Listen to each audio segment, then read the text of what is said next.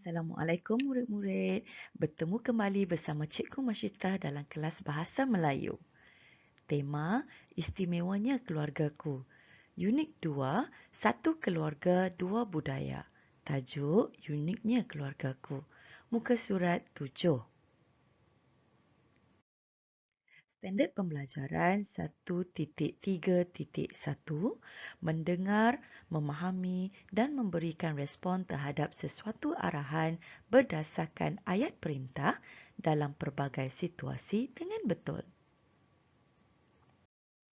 Kriteria kejayaan pada akhir pembelajaran dan pemudahcaraan murid akan dapat: pertama, mendengar dan memahami dialog yang mengandungi ayat. Kedua, murid berjaya mendengar dan memberi respon terhadap sesuatu arahan berdasarkan ayat perintah mengikut konteks dengan betul mengenai tajuk Uniknya Keluargaku.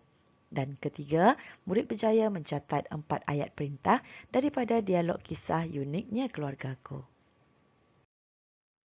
Perhatikan set induksi. Cuba teliti setiap gambar ini. Apakah yang kamu faham berdasarkan gambar ini? Gambar ini menunjukkan perkahwinan campur. Apakah maksud perkahwinan campur, murid-murid? Perkahwinan campur bermaksud pasangannya terdiri daripada pelbagai kaum, iaitu mungkin pasangannya berbangsa lain seperti berbangsa India, Cina dan sebagainya. Cikgu harap murid-murid faham apakah maksud konsep perkahwinan campur. Aktiviti hari ini ialah pertama, mendengar dan memahami dialog yang mengandungi ayat perintah. Kedua, memberikan respon terhadap ayat perintah dalam pelbagai situasi dengan betul. Murid-murid, sila rujuk buku teks muka surat 7. Tajuk Uniknya Keluargaku. Aktiviti pertama kita pada hari ini ialah mendengar dan memahami dialog yang mengandungi ayat perintah. Cikgu akan membaca dialog ini. Kamu perlu mendengar dan cuba memahami petikan dialog ini. Bersedia murid-murid? Jangan malu-malu, Amar. Silalah rasa kuih bulan ini. Ini kuih bulan tradisional kaum Cina. Baik murid-murid, kamu tahukah apakah itu kuih bulan? Okey, ini contoh kuih bulan murid-murid. Kita teruskan ke dialog seterusnya. Ini pula muruku, iaitu sejenis makanan tradisional kaum India. Makanlah Amar. Semua makanan ini dibuat oleh ibu saya. Murid-murid, kamu tahukah apakah itu muruku? Baik, jom cikgu tunjukkan muruku. Inilah sejenis makanan tradisional orang India. Kamu tahu tak makanan tradisional orang Melayu? Ya, makanan tradisional masyarakat Melayu sewaktu hari perayaan ialah ketupat dan lemang. Dialog seterusnya. Tolong ambilkan album itu, Ruben. Saya mahu melihat gambar keluarga kamu. Harap kamu tidak keberatan. Dialog seterusnya. Gambar itu diambil ketika perayaan Tahun Baru Cina dan Deepavali pada tahun lalu. Lihatlah pakaian keluarga saya. Kami memakai pelbagai jenis pakaian tradisional seperti cheongsam, sari dan dhoti. Murid-murid, tahukah kamu apakah pakaian tradisional masyarakat Cina dan India? Ya, pakaian tradisional masyarakat Cina ialah cheongsam.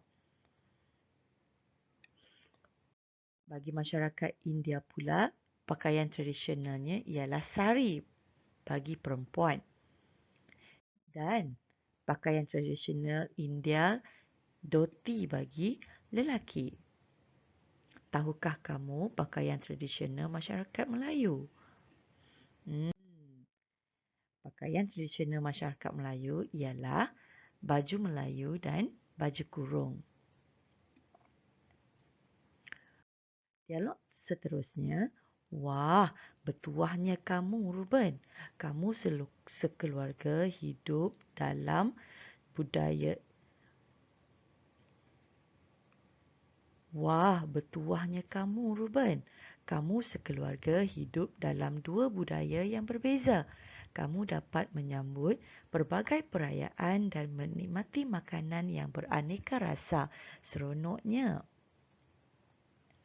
Inilah uniknya keluarga saya.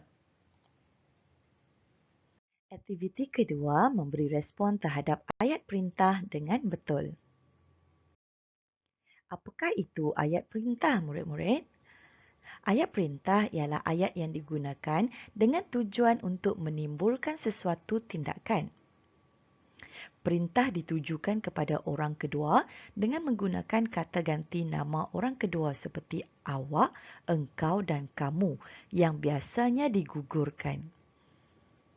Ayat perintah dapat dibahagi kepada 4 jenis. Pertama, ayat suruhan. Kedua, ayat silaan.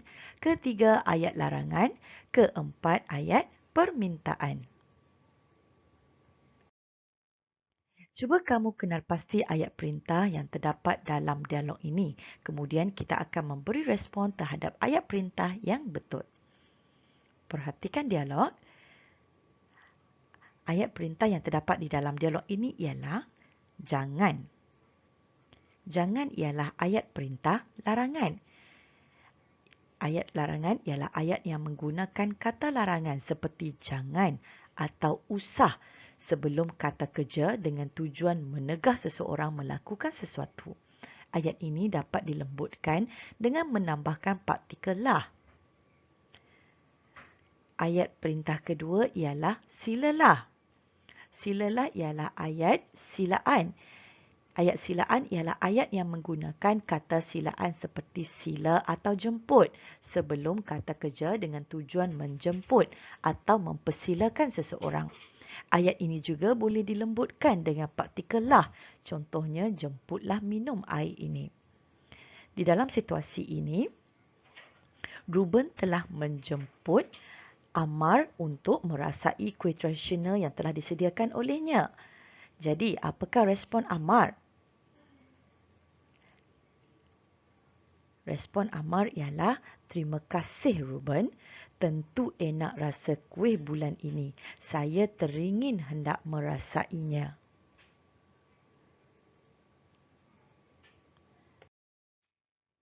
Dialog yang kedua. Perhatikan kata ayat perintah yang terdapat dalam dialog ini iaitu makanlah. Makanlah ialah ayat suruhan. Ayat suruhan ialah ayat yang digunakan dengan tujuan memberi perintah atau arahan. Kata ganti nama orang kedua boleh digugurkan atau dikekalkan untuk tujuan penegasan. Boleh juga menggunakan partikel lah untuk tujuan melembutkan arahan. Makanlah Amar. Apakah yang dijawab oleh Amar?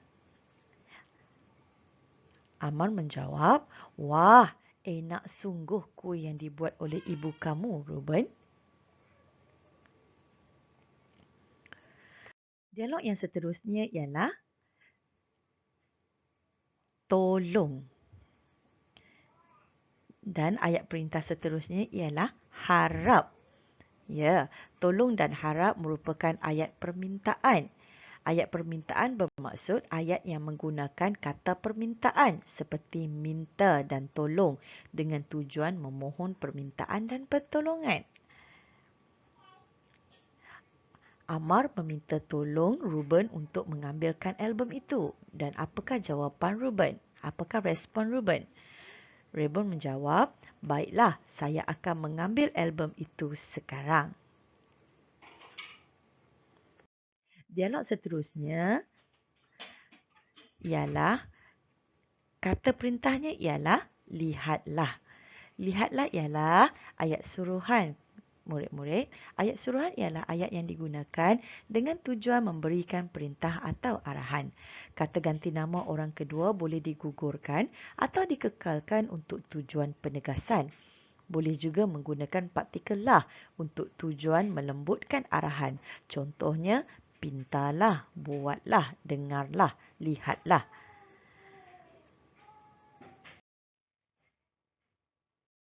Okey, baik murid-murid. Tugasan hari ini ialah anda perlu membina satu ayat bagi setiap jenis ayat penyata yang diberi, iaitu ayat suruhan, ayat permintaan, ayat silaan dan ayat larangan. Latihan ini boleh dibuat di dalam buku bina ayat. Rumusan untuk hari ini ialah pertama, kita telah membuat aktiviti memberi respon terhadap ayat perintah dengan betul. Kedua, kita telah mengenali 4 jenis ayat perintah iaitu ayat suruhan, ayat silaan, ayat larangan dan ayat permintaan. Sekian sahaja daripada cikgu hari ini. Semoga berjumpa lagi dan awak mendapat sesuatu ilmu pada hari ini. Sekian, terima kasih. Bye. Assalamualaikum.